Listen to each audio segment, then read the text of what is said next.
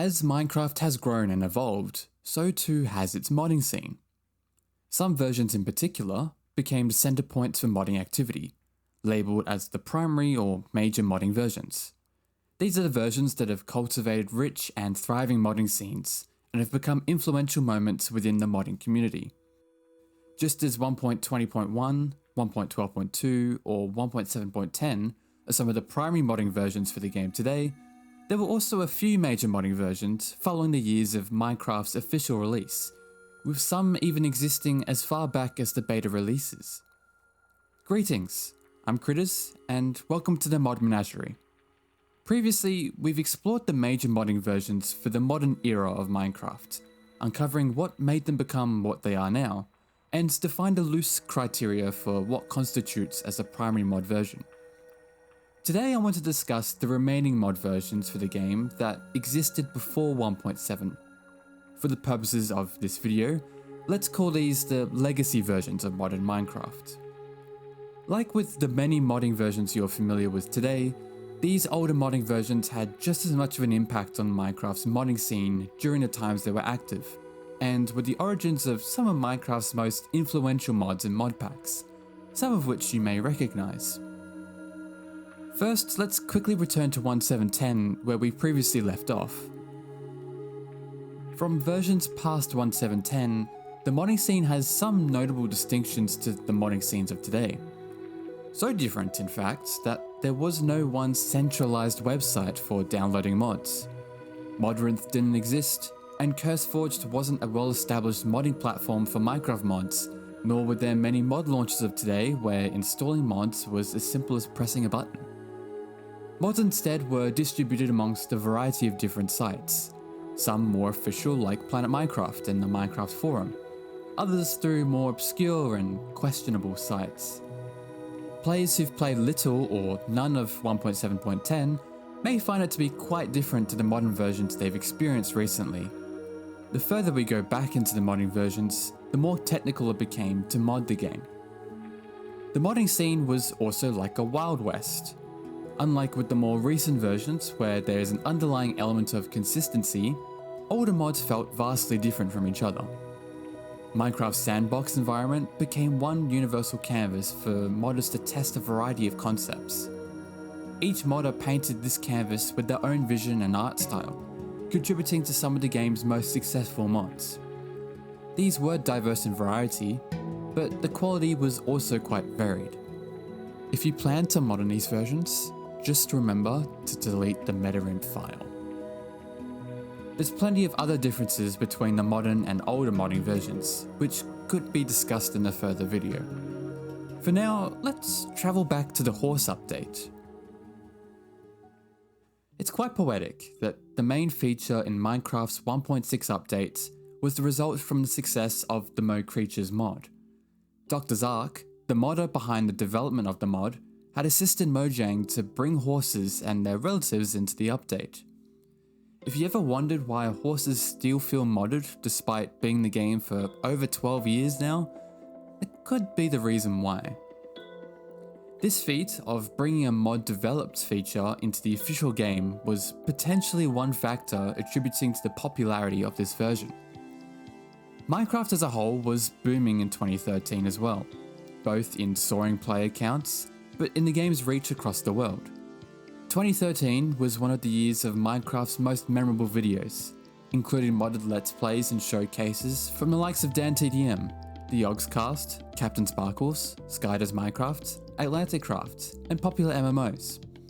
Outside of the game's popularity at the time, 1.6.4 saw some major changes within the mod pack scene, and the mod pack developers were all in on them. Feed the Beast launcher, one of the major mod launchers at the time, was previously a source for downloading handcrafted mod packs by the organisation. As of this version, however, they opened the gates to accepting mod packs developed by third-party members. So long as they developed a well-structured mod pack and abided by the team's requirements, aspiring mod pack developers could share their mod packs to the wider gaming community on a well-established platform, dramatically increasing the number of mod packs on the launcher over the long term. 1.6.4 was also the birthplace of the hardcore questing genre of mod packs. These mod packs had players follow a custom-tailored questing system to experience a handcrafted and unique playing experience. In most cases on hardcore difficulty, with some workarounds to gain second chances. Hardcore questing mod packs were built through the Hardcore Questing Mode mod, a modder's tool to develop intricate quests into their mod pack, something quite familiar to the questing mod packs of today. This new genre saw great reception, following the releases of Crash Landing and The Growing Skies. Mod packs in the past may have had some questing elements in it, but it was this mod in particular that opened a new mode of playing Minecraft mod packs. Even outside this new genre, numerous players and creators were conducting experiments in Attack of the B Team, embarking into outer space with the newest edition of Tekkit, following the footsteps of the Yogscast members in the Yogscast Complete Pack, or surviving the apocalypse in the Craft Undead. But it wasn't just the mod packs that contributed to the version's success. Whilst they of course created new gaming experiences in modern Minecraft, the mod packs also allowed players to discover some of the version's newest and popular mods at the time. From magic mods like Witchery, Ars Magica 2 and Blood Magic, to expanding Endermen with the Firelanders, shifting into mobs with the Morph mod, or devising a manner of gadgets with open blocks. The horse update trotted gently as a game update, so the modding community can gallop towards a promising future, and it certainly reached its destination. Trailing not too far behind 1.6.4 was the next significant modding version, 1.5.2. Known as the Redstone Update, 1.5's inclusions of hoppers, droppers, comparators, and other redstone devices was a win for both aspects of Minecraft's community, modded included. If we're talking about 1.5.2 from a modded context, then we have to mention Hexit, one of the most popular adventure mod packs for its time, and is still remembered by many to this current day as the adventure mod pack. Whilst many mod packs in the past embraced the realm of tech, Hexit was the adventurous playground to discover, conquer, and dream up new pursuits. Thanks to its focus on adventure, mods from previous versions like Chokercraft, Battle Towers, and Falling Meteors had been put into a spotlight seldom seen prior in the older adventure-themed mod packs. Hexit took a significant portion of players out into the wider world, but other notable mod packs at the time like Big Dig, Feed the Beast Unleashed, and Resonant Rise provided other adventures to play for modern Minecraft in this version, with many of the classics at the time and new mods that entered the scene. Even from the mod releases in 1.5, there was a trend towards adventure and magic, quite likely influenced from Hexit's reputation. Natura, Grimoire of Gaia, Better Dungeons, Abyssal Craft, and Xeno's Reliquary are just some of the emerging mods for this version, some of which were even featured in Hexit 2. 1.5.2 also marks the beginning of Tinker's Construct and Ender.io, mods that completely changed the scene for modern Minecraft going forward. Over the coming months and years that followed, these, alongside other notable mods from the version, became integral additions for most mod packs, arguably still to this day. Before players were whisked into different modded adventures across Minecraft, the modded landscape was dominated mostly by tech and industry. 1.4.7, the last minor version in the pretty scary update, was a time of refinement and growth for the modding scene. Large mod packs were very few and far between by this point, and for good reason. They were hard to set up, took lots of time to configure, and mods were much harder to acquire from official downloads, not to mention the licensing. However, this didn't stop the modding community from making 1.4.7 a pivotal moment for Minecraft mods and mod packs. Feed the Beast Ultimate was one of the packs that put the kitchen sink genre on the map. 60 mods may seem small for today's standards, but back then, it was one of the largest mod packs of the time. Featuring a mix of the classic and new mods, including RegTech, Feed the Beast Ultimate had enough variety of mods to keep your options open, but condensed enough to make each mod shine in their own way. Ultimate was such a crowning achievement for the Feed the Beast team, they recreated the pack twice in future versions, one for 1.12 and the other commemorating the pack's 10th year anniversary in 1.16. You know, it's hard to believe it'll be 20 years since this pack released, 5 years from the time of this video, right? Also taking a spotlight in the mod pack scene was Direwolf 20's Pack, an ongoing series from the popular modded creator Direwolf, Tekkit Lite, the sequel to the highly beloved Tekkit mod pack, the Minecraft pack that was played by members of the Minecraft SMP, and Volts, the renowned mod pack for firing missiles and just blowing stuff up. 1.4.7 also signaled the beginning of a transition in the modding landscape. Enough time had passed following 1.3's unification of single-player and multiplayer systems, which had become a major hurdle for getting mods beyond 1.2. As more modders updated their mods onto 1.3 and 1.4, many mods saw refinements, areas that entailed in fixing technical issues and niching down further to become more specialized. A common element in today's modding landscape is that lots of mods can interact with each other, many of which are encouraged. However, that wasn't the case in the era of 1.4.7 and earlier. In those days, mods generally filled a specific role to a mod pack experience. For example, Buildcraft was for placing and destroying blocks, Ender Storage allowed for storing and retrieving items across dimensions, and Bibliocraft offered aesthetic furniture for displaying items. If an overlap occurred, there was usually one clear winner between the mods. This was still there in 1.5 and 1.6, but as time passed, more and more mods took to becoming multi-tools and accommodated numerous specializations. Following the success of the newest mod packs, mods like GregTech and Forestry became more mainstream in future mod packs. 1.4.7 is the origins to some of the most popular mods in modern Minecraft, some even continuing to this day. Modded players would have been spoilt for choice with the releases of Biomes of Plenty, Galacticraft, Zycraft, Bibliocraft, Metallurgy, Mistcraft, Dimensional Doors, Chisel, Ars Magica, and Hats, mods that were quickly adopted in several mod packs going forward. In light of these mods, some mods bade their farewells in this version too. One of the notable ones included Red Power 2.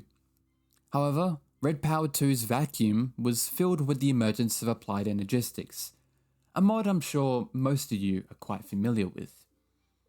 It might have been a scary update, but it was far from that when it came to the modding community's advancements in 1.4.7. If you've been in the modding scene for some time, you may have heard of Tekkit in some fashion. If so, 1.2.5 was the starting place for it all. But if you're not aware, what was special about 1.2.5? And what is Tekkit? This was the age of tech, automation and farming mostly. Before 1.3, single player and multiplayer were completely separate from each other. Mod loaders back then were dedicated to fulfill a client or server-side environment. Rusagami's mod loader or Forge loaded mods onto the client, but for multiplayer, players had to set up modded games with Bucket. Even with the aid of these mod loaders, installing Minecraft mods wasn't an easy process like it is today. Despite this difficulty in setting up mods for a client or server game, modern Minecraft gained increased attention from new players, the results of which are from a myriad of different factors. From the game soaring new users, to the popular creators like the Yogscast, and of course, Tekkit Classic and Technic, two of the most famous mod packs of all time. If you wanted to tinker with tech, Tekkit had all your machines and gadgets. If you preferred a chill game that had a bit of everything, Technic was your solution. These were both provided by the Technic launcher, a platform that was just as much a staple to Minecraft modding as Modrinth or Prism are today. Both these two mod packs and the Technic platform were incredibly popular at the time. Mod packs had existed before these two. In fact, Hack/Mine and Yogbox, also from the Technic platform, were just fresh on the modding scene in 1.2.3, both popular in their own rights. But I think many people could agree with the idea that Tekkit and Technic became the catalysts for jump-starting the development of mod packs. I know they were certainly the case for getting me into modern Minecraft. Without these mod packs, I wonder if much would have changed in the modern landscape. What do you guys reckon? Also within the 1.2.5 scene included Ye Olde Times and Feed the Beast Retro, a mod pack designed specifically for the custom modded map Feed the Beast Pyramid. Feed the Beast was in its early days back then, as was the AT launcher, but gradually gained traction from Minecraft's growth in 2013 and the years that followed. Due to the difficulty in developing a mod pack in the early days, each of these mod packs had a similar core suite of mods, so you weren't really missing out on much of the pie. Buildcraft, Industrialcraft 2, Equivalent Exchange 2, Computercraft, and Thorncraft 2 probably come to mind for 1.2.5. Terraformacraft upended Minecraft's gameplay to offer a challenging, survival-focused playthrough, which was slowly gaining steam with creators like Ethos playing the mod. This version was home to and popularized many Minecraft mods, including Raise Minimap, Mo Creatures, Thermal Expansion, Alien vs Predator, Open Computers, Iron Chests, NEI, GLSL Shaders, the Herobrine mod, and Ducky's Colored Lights. From all the changes that transpired in this version, it's clear how 1.2.5 had cemented itself into the legacy of modern Minecraft, as one of its most major modded versions across its times. Minecraft modding did receive attention between 1.2.4 and the official release of Minecraft 1.0, but for the next major modding version, we have to go back into the beta days. Beta 1.8.1, the last beta version before Minecraft officially launched. Beta 1.8 commenced the release of the Adventure Update, introducing the end, strongholds, and villages, albeit they were actually empty at this moment. Despite its promise of a better adventure experience, this also sparked a major division in the Minecraft community with the introduction of hunger. Just as 1.9's combat update split players between versions, many players were also indecisive with staying on beta 1.7.3 or moving towards beta 1.8. Thankfully, not even this controversial discussion hindered the modding community's efforts in establishing a foothold in this version, even if it wasn't as significant as its predecessor. Buildcraft, Forestry, and Railcraft, three of Minecraft's older mainstream mods, entered the modding scene in this version. Logistics Pipes soon followed Buildcraft in an attempt to overhaul Buildcraft's pipe systems. Tale of Kingdoms marked its debut, fitting well with the game's new update where players could form their own guilds. It was often overshadowed by other mods, but Tale of Kingdoms still managed to attract interest from both players and creators, including Paul Sauce Jr. Gravitycraft, the John mod, and Metallurgy were some of the other types of mods players could experience in beta 1.8.1. It may have been a smaller modding version, but it was still an important moment for Minecraft modding. We reach our final destination at beta 1.7.3, one of the iconic versions of Minecraft. Considering how long it's been since this version, you think that most of the player base has moved away from this. Most certainly have, but like 1.7.10 and 1.12, a dedicated group of players have remained with the version since its release. Beta 1.7.3 is not only thriving, but it's becoming its own major modded version for the game. But why is that? The beta versions have always had a passionate community of players. Over time, more and more players have entered this version to return to a game of simplicity and freedom. Add to the growing number of Let's Plays and video essays covering the beta versions, and it's clear why the version has received more attention from players. But how have the mods been affected? One of the newest developments for the beta 1.7.3 has allowed for more mods to enter this version of Minecraft.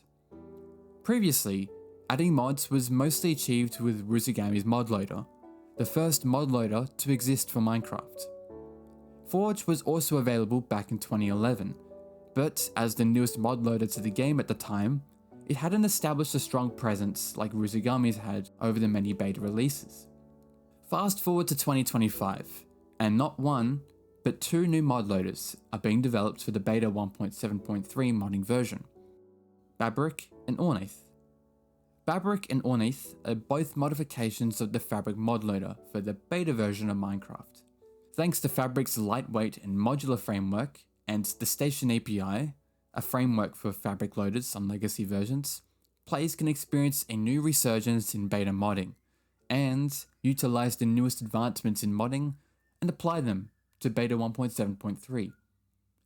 These new mod loaders have already generated some new modding projects to play with, like Better Than Adventure, New Frontier Craft, Re-Indev, a new shader framework called Macula, Mod Menu Ornith, and TLOTD.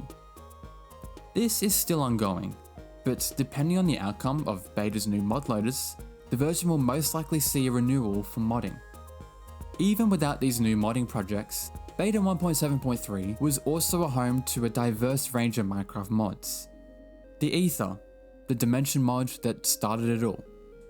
Better Than Wolves, a total conversion mod for what Minecraft could have been.